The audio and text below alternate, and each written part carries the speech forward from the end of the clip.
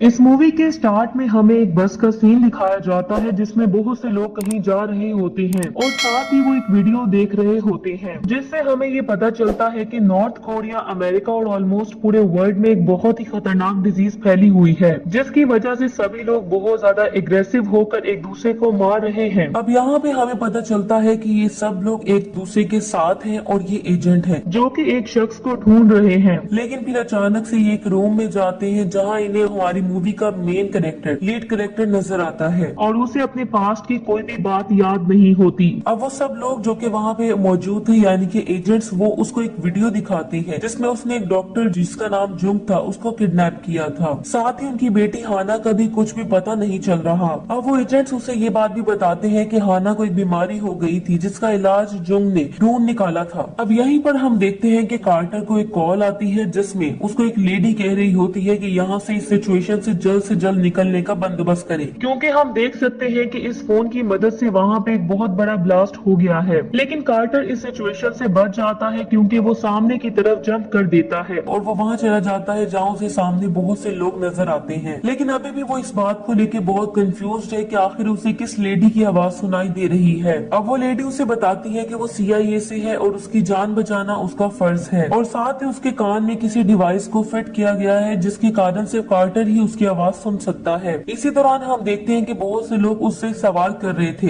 और अब वो लोग उस पर अटैक कर देते हैं। लेकिन हम देखते हैं कि कार्टर वहाँ मौजूद सभी लोगों को चुटकी भर में ही मार गिराता है। लेकिन यहाँ पर हम देखते हैं कि उसका पीछा उन लोगों से नहीं छूट रहा होता और यही वो लेडी उसे बताती है कि उसके पीछे बहुत से और एजेंट्स भी लग गए हैं, और साथ ही वो लेडी उसको ये भी बताती है कि तुम्हारे पीछे CIA के एजेंट्स के अलावा साउथ कोरिया के कुछ लोग भी लगे हुए हैं। अब ये बात कार्टर को समझ नहीं आती, लेकिन उस लेडी ने उसे लास्ट मारी हुई शख्स से उसका डिवाइस लेने को कहा था और साथ ही कार में बैठने का भी। लेकिन जवाब में कार्टर कहता है कि अगर मैं तुम्हारी बात ना सुनूं तो फिर। इसके जवाब में वो लेडी उससे कहती है कि तुम्हारे दांत में एक बॉम्ब लगा हुआ है जिसे वो एक्टिवेट कर देगी और इसके कारण उसकी मौत हो सकती है, जिस वजह से वो डर जाता है और सामने मौजूद कार में बैठ जाता है, जिसमें बैठ के उसे पता चलता है कि जो लेडी वहाँ बैठी हुई है वो नॉर्थ कोरिया की एजेंट है, जो कि उसे ये बताती है कि एक बहुत ही खतरनाक डिजीज फैली हुई है जिसके कारण अमेरिका और नॉर्थ कोरिया मिलकर एक एंटीडोट बनाने की कोशिश कर रहे थे, जिनका साथ डॉक्टर जुंग दे रहे थे। लेकिन अब उनके पास उनका एंटीडोट नहीं है। एंटीडोट कोई और नहीं बल्कि डॉक्टर जुंग की बेटी है जिसको ढूंढने का काम कार्टर को दिया गया है। और साथ ही वो लेडी उसे ये भी बताती है कि कार्टर ने अपनी मेमोरीज को खुद ही इरेज कर दिया है ताकि वो इस मिशन को अबॉर्ट न कर सके, क्योंकि इस डिजीज के कारण उसकी वाइफ की डेथ हो गई थी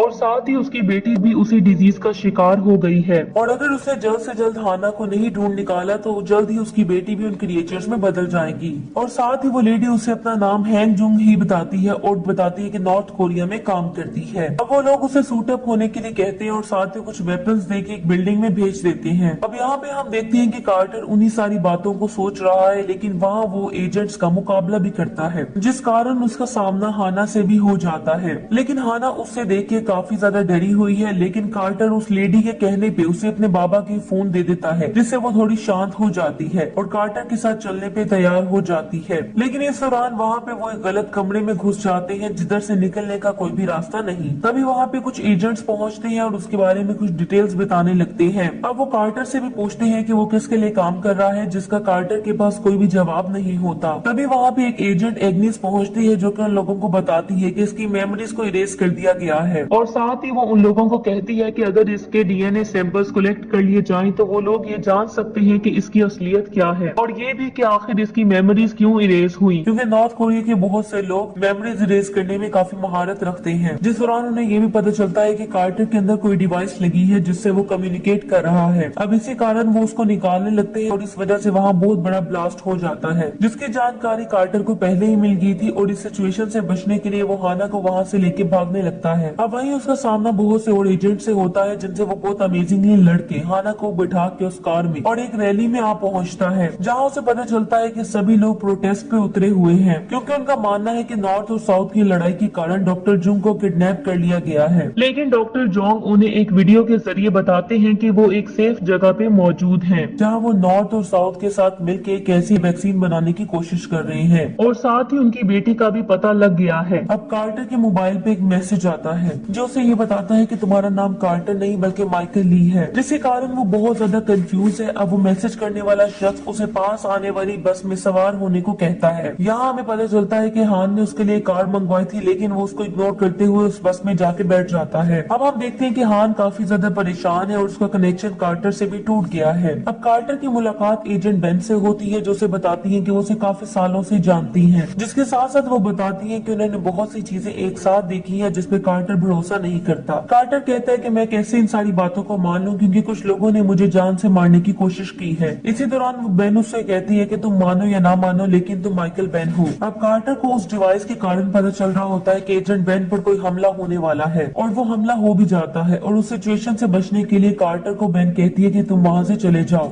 जिससे बहुत से लोग वहाँ से बचने की कोशिश कर रहे होते हैं। इसी दौरान कार्टर हाना का हाथ पकड़ते हुए वहाँ से जाने लगता है कि तभी हम देखते हैं कि कुछ गैंग के लोग उसे अपने साथ ले जाने लगते हैं, जिसके बाद हम काफी अमेजिंग बाइक चेजिंग सीन देख सकते हैं, जिसके कारण कार्टर हाना को उस वैन में डालता है जिसमें वो पहले बैठा था। अब वैन में मौजूद उन दोनों लोगों की मौत हो जाती है, जिसके कारण कार्टर अब हाना को बचाने के लिए वहाँ जाता है। लेकिन यहाँ पे हम देखते हैं कि उसका सामना कुछ और बाइकर गैंग्स और वैन में आए कुछ लोगों से होता है। अब हम कार्टर और उन लोगों के बीच काफी ब्रूटल फाइट देखते हैं। अब हम लोग देखते हैं कि वो लोग हाना को सिचुएशन से दूर रखने के लिए उसे लेकर जाने लगते हैं और कार्टर उनका पीछा करता है। अब कार्टर उन पे हमला करता है और किसी तरीके से हाना को वहाँ से ले लेता है, जहाँ एजेंट हान उसे बताती है कि उसे जल्द से जल्द इमरजेंसी मिलिट्री एयरशिप में पहुंचना होगा, जहाँ पे हमारे कुछ लोग तुम्हारा वेट कर रहे हैं। और वहाँ उसका सामना कुछ एजेंट से होता है और वो लोग सेफली उसे एक प्लेन में ले जाते हैं, जिसकी कंफर्मेशन उसे हान देती है कि ये लोग तुम्हारा ख्याल रखेंगे। अब हम देखते हैं कि कार्टर उस प्लेन में चला जाता है कि तभी वहाँ एक एजेंट आता है और उसे कहता है कि यहाँ मौजूद किसी भी इंसान पे हमें ट्रस्ट करने की जरूरत नहीं है, क्योंकि पता नहीं कौन किससे मिला हुआ हो। और हम ऐसा होता हुआ भी देखते हैं, क्योंकि प्लेन पायलट और को पायलट की डेथ हो गई थी, क्योंकि वो लोग भी उस वायरस से इन्फेक्टेड हो जाते हैं। लेकिन नॉर्थ कोरिया के लोग उनके मरने की तस्दीक नहीं करते, जिसके कारण उनका इलाज स्टार्ट कर दिया जाता है। अब वहाँ प्लेन में हम उस डॉक्टर को देखते हैं जो कि हाना को लेके उस सिचुएशन से बच निकलता है। अब वो उसे लेके एक जगह पे छुपा बैठा है, जहाँ पे कार्टर भी पहुंच जाता है और वो एजेंट भी, क्योंकि हम देख सकते हैं कि फ्लाइट में जब कार्टर को वो आदमी मारने ही वाला था कि तभी वो एजेंट ही उसे बचाता है। अब वो आदमी उसे बताता है कि उसे नॉर्थ कोरिया के लिए बिल्कुल भी लॉयल होने की जरूरत नहीं। अब उसकी बातों से उस एजेंट को ये भी लगता है कि जैसे वो अमेरिकन के साथ मिला हुआ है, जिसके जवाब में वो उन्हें कुछ और तो नहीं कहता, लेकिन बस यही कहता है कि साउथ को लोग अमेरिका के नाम से जानते हैं, क्योंकि अमेरिका की तरह या फिर अमेरिका ही जो कि सब लोगों में फ्रीडम की तरफ फैला हुआ है, और इन लोगों के पास बहुत सारा पैसा भी है। क्योंकि साफ वर्ड्स में उस डॉक्टर ने उसको ये बात नहीं बताई थी कि उस मामले में कितने एजेंट्स शामिल हैं। अब उनकी फाइट के दौरान हम देखते हैं कि एजेंट की मौत हो जाती है। अब कार्टर हान को उस सिचुएशन में जाने के लिए कहता है, लेकिन तभी हम देखते हैं कि एक डॉक्टर वहाँ पे ब्लास्ट कर देता है। अब हाना वहाँ पे ये देख सकती है कि कार्टर की मौत हो गई है। इसके बाद वो इस बारे में प्लेन में बैठे हुए नॉर्थ और साउथ के एजेंट्स को बात बताती है, तो वो लोग एक दूसरे के खिलाफ हो जाते हैं। इसी दौरान हम देख सकते हैं कि पायलट और को पायलट उसी वायरस का शिकार हो गए हैं। अब वो सभी लोगों को मारने लगता है और डॉक्टर हाना को लेकर पैराशूट से कूदने लगता है। तभी हम देखते हैं कि कार्टर भी बचा हुआ है, जो कि उसके पीछे पीछे कूद जाता है, भले उसके पास पैराशूट ना हो। अब हम हवा में गन फाइट देखते हैं और उस सिचुएशन में हम देखते हैं कि कोई और नहीं बल्कि कार्टर और हाना सरवाइव कर जाते हैं, जो दोनों एक पैराशूट की मदद से एक ट्रक में लैंड हुए हैं। लेकिन हम देखते हैं कि कुछ और एजेंट्स उन लोगों के पीछे लग जाते हैं। अब हम देखते हैं कि कार्टर काफी परेशान हो चुका है, लेकिन कार्टर वहाँ मौजूद सभी लोगों को मार गिराता है। अब जैसे वो जंगल की तरफ पहुँचता है तो हान उसे बताती है कि वो लोग जल्द ही उससे मिलने के लिए पहुँच रहे हैं, तो उन्हें बहुत ज्यादा नहीं बल्कि थोड़ा सा ही चल के उन लोगों की तरफ पहुँचना है। अब हम देखते हैं कि कार्टर और हाना जब उस जगह पे जा रहे होते हैं तो कुछ इन्फेक्टेड लोग उनकी तरफ देख रहे होते हैं, जिनसे उन्हें बचाने के लिए कोई और नहीं बल्कि एजेंट हान ही पहुंचती है,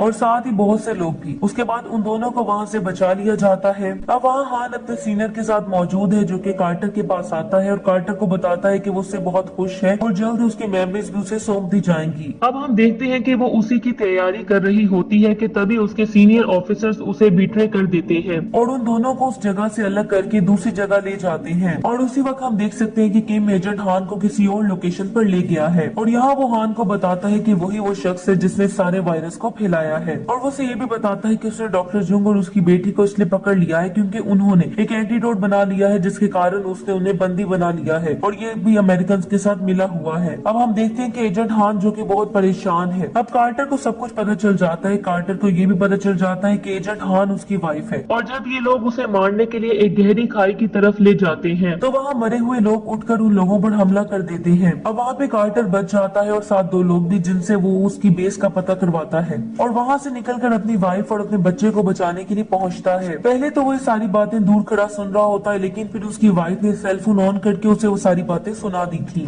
और यहाँ हम देख पाते हैं कि किम कार्टर को अपने साथ मिलाना चाहता है ताकि वो दोनों मिलकर पूरी दुनिया पर अपना राज कर सके। लेकिन हम देखते हैं कि हान उस सबके लिए रेडी नहीं है, क्योंकि वो अपनी फैमिली के साथ एक नॉर्मल लाइफ गुजारना चाहती है। अब ये बात किम को पसंद नहीं आती और किम उसे मारने ही वाला होता है कि तभी स्नाइपर की मदद से कार्टर उस पर हमला कर देता है। अब वो वहाँ पहुँच के सभी लोगों को मार गिराता है और अपनी वाइफ को लेके वहाँ से बच निकलने में कामयाब हो जाता है। और साथ ही उन्हें डॉक्टर जुंग और उनकी बेटी मिल जाती है और डॉक्टर जुंग ने उसे कोई एंटीडोट लगा दिया था जिसके कारण वो सरवाइव कर सकेगी, क्योंकि वो भी उन लोगों से फाइट कर रही थी। इसी दौरान हम देखते हैं कि कार्टर और उसकी वाइफ हान, जो कि वहाँ इन्फेक्टेड लोगों के साथ साथ और भी एजेंट्स को मारने लगते हैं और बहुत मुश्किल से उस सिचुएशन से निकल पाते हैं। अब यहाँ पे हम देख सकते हैं कि एजेंट हान कार्टर को उसकी मेमोरीज लौटा देती है। और यहाँ हमें पता चलता है कि जब ये डिजीज फैली थी तो एजेंट हान और एजेंट कार्टर वहाँ से जा रहे थे, लेकिन किम ने उसे जाने नहीं दिया था, जिसके कारण कार्टर ने सोच लिया था कि डॉक्टर जुंग और उसकी बेटी को वो ढूंढ निकालेगा, जिसके बाद वो उसकी वाइफ और उसकी बच्ची को सिचुएशन से निकलने के लिए कह देगा।